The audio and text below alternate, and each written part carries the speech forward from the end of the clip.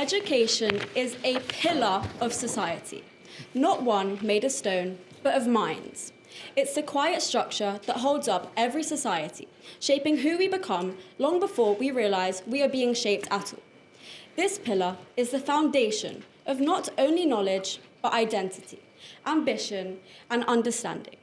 Before careers, before opinions, before identity, there is education, building the very framework of humanity. But that means nothing if the pillar can't hold up the building. If the system our education is built upon fails to put these values into practice, this can result in damaging, dangerous, and destructive effects to the rest of our livelihood.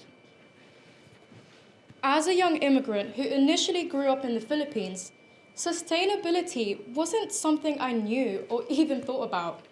But what I did know was the smell of burning waste, smoke in the air, and plastic floating in the water. And these were engraved in my daily life.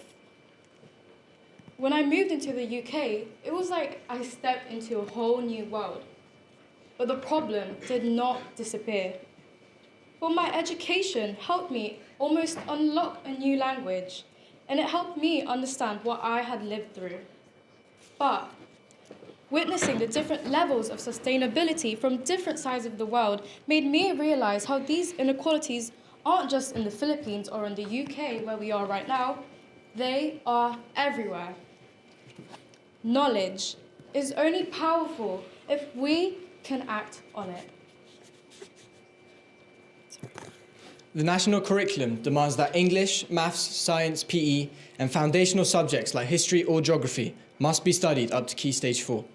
Evidently, there's moments within these subjects in which you may question, how could this be applied to my life? Why would I need to know how a river is formed for job success? Why would flame tests impact my ability to function as an adult? At this stage in education, time should be spent exploring broader issues, not solely establishing pathways towards careers students may never wish to pursue. It is difficult to deny that the curriculum must become more inclusive of society's impact on the climate, particularly as environmental challenges increasingly shape our future. However, it is equally important to recognise that awareness alone is not enough. Understanding climate change does not automatically lead to sustainable behaviour. According to a report conducted for Sustainable Development Goals, 1 in 5 young people feel unprepared for climate change based on their education. As a result, education must move beyond simply teaching the consequences and instead teach students how to enact change in their own life. After all, even if you have all the necessary resources to build a pillar, it is incredibly difficult to construct it without being illustrated how. In the same way, knowledge provides the materials, but it must also provide the instructions. Rather than flame tests, chemistry can educate students on more sustainable alternatives to processes such as the burning of fossil fuels in order to inspire sustainable behaviour. Social inequality is spreading like a leak in this building. It limits the ability for education to achieve its aims, making the idea of equal opportunities very unrealistic.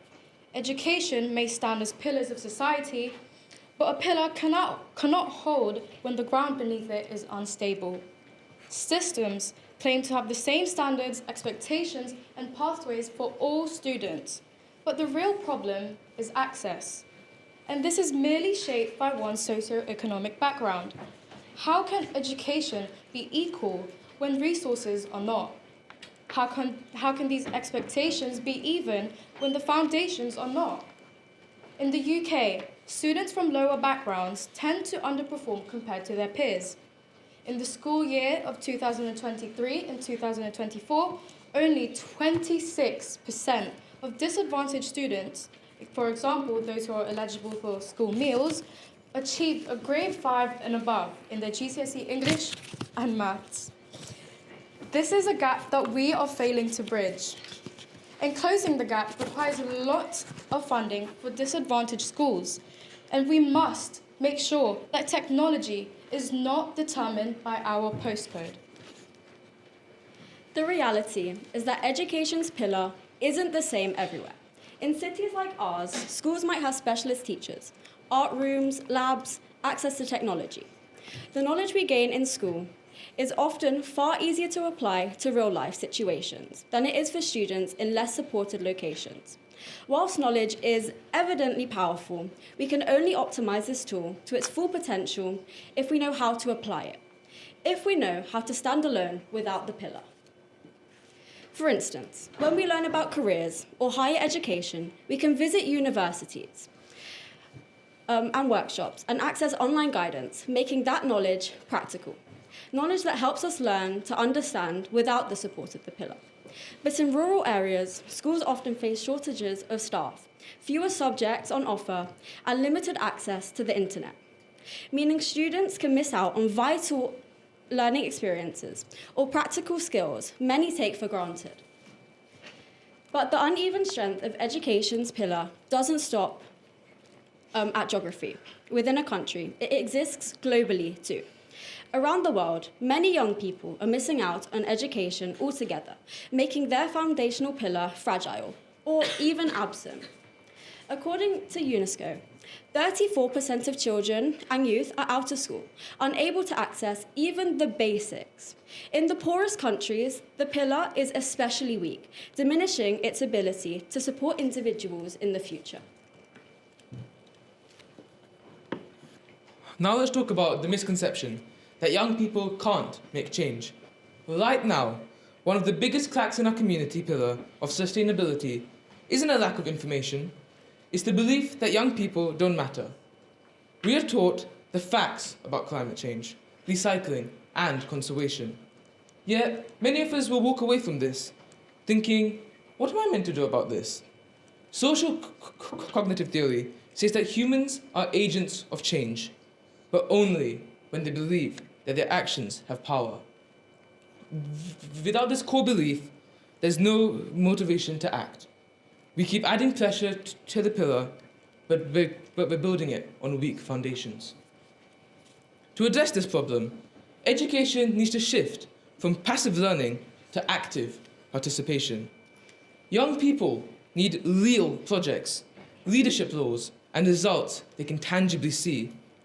Whether that's sustainability projects, community action, campaigns, or eco-initiatives, we need to stop being spectators and start becoming the builders of our own futures, repairing cracks that have already formed in our world. And this repair work surely shouldn't start in secondary schools. It needs to start at the base of the pillar, in primary education. In the UK, forest schools have been introduced to allow young people to engage with the world around them. Instead of just learning about sustainability, children learn from it. By planting trees at an early age, they experience responsibility and see the results that their actions create firsthand. This builds confidence, connection, and a sense of responsibility. By letting sustainability be taught through experience rather than worksheets, young people grow up believing they belong in the solution. As we mentioned at the beginning, education is a pillar, the most fundamental pillar of our society that supports us from learning how to read, to write, to choosing a career. This pillar stays strong throughout, or does it? Ultimately, we must utilise more local action-based projects, perhaps in school canteens, local parks, and transport systems. We also need to change. Stop thinking of environmental education as a science or geography problem and utilise cross-curricular links. Finally, we need to stop hypothetical and theoretical learning without practical modelling, starting with auditing our biodiversity on school grounds, reflecting on the infrastructure we learn in and the transport that gets us here. So, as we come to the end of the day, we thank SustainaPod, Neurospark, and the judges for this amazing opportunity. So, today, we leave you with one question. Are you going to be a spectator or a builder of our society? Thank you.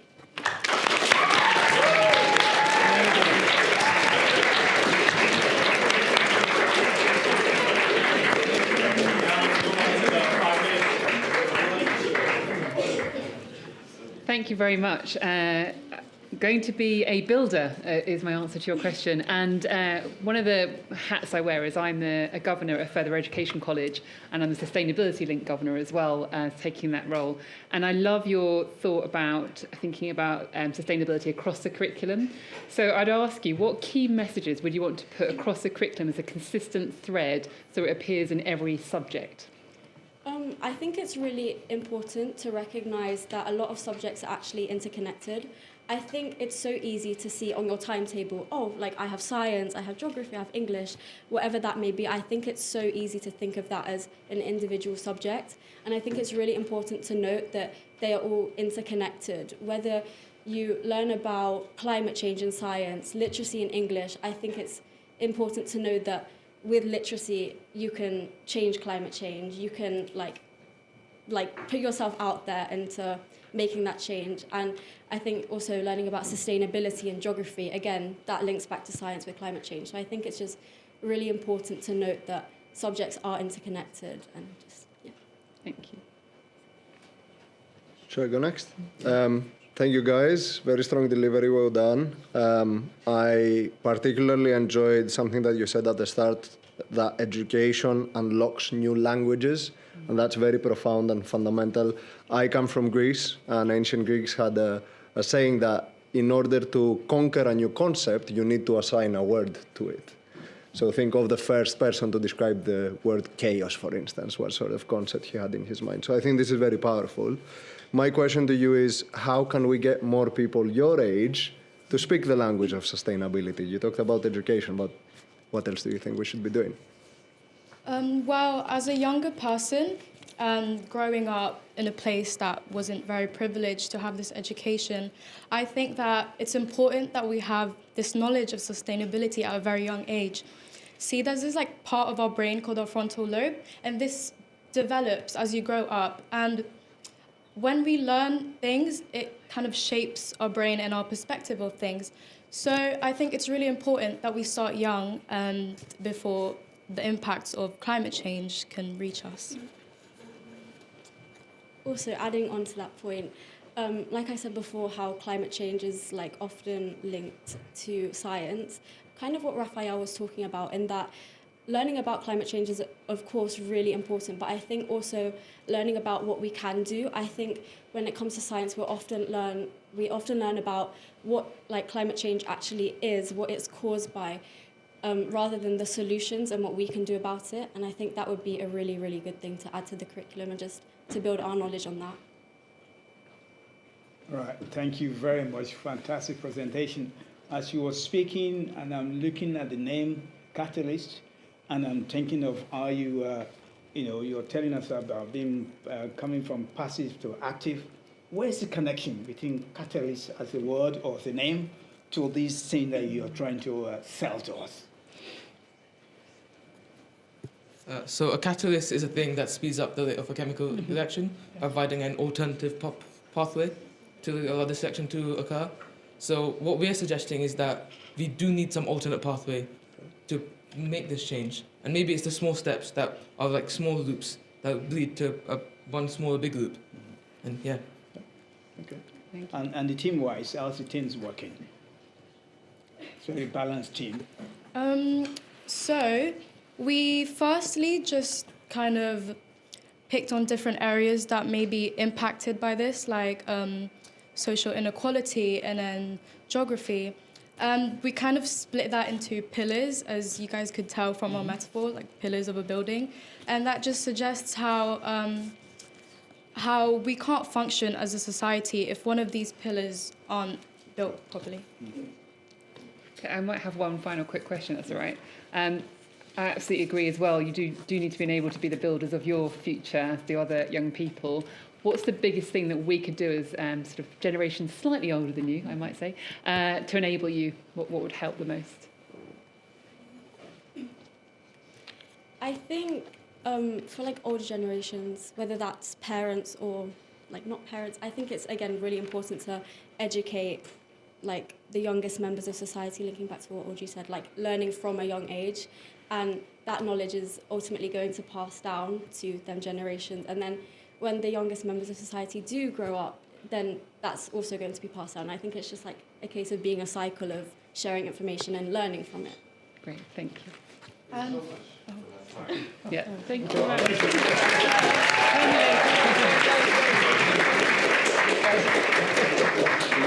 much. My name is Dalius.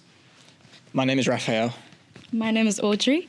My name is Connie, and we are from St. Mark's Catholic School, and we are the Catalysts.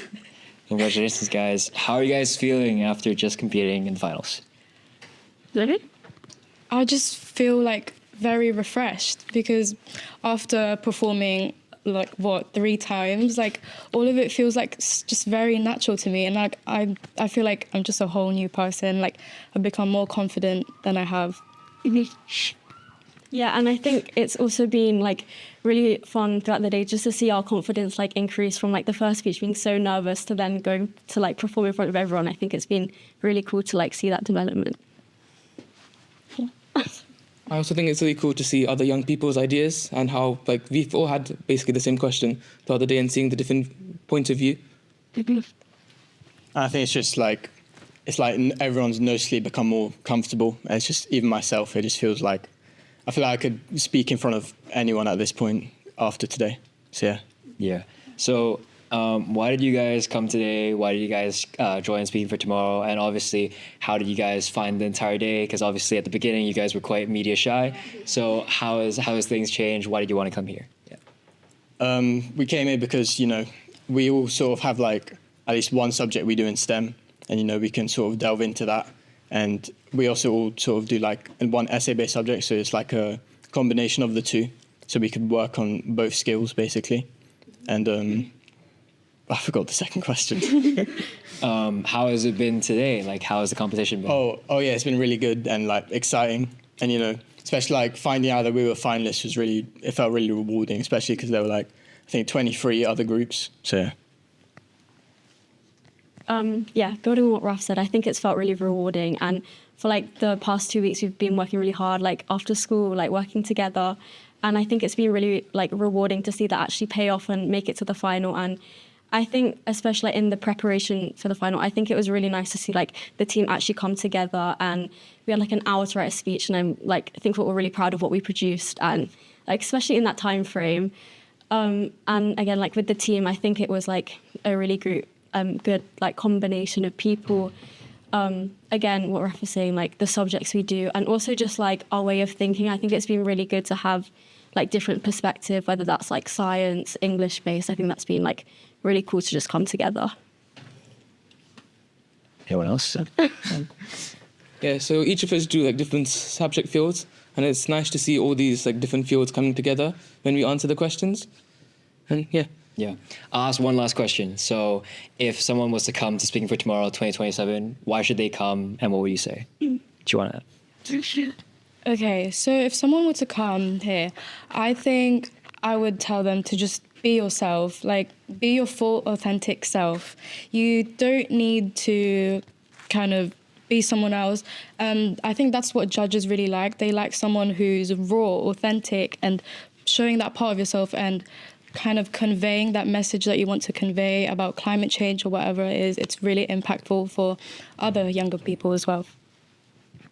I think it's also really like just broaden like the stuff that I know. I'm fully like essay-based, English-based subjects, and I think it's really been like interesting just to delve into that like STEM world, just to learn more. Like if you asked me before about like climate change, AI, like I genuinely wouldn't be able to tell you, and I genuinely feel so much more confident about it. It's really helped my like speech writing skills, which is perfect.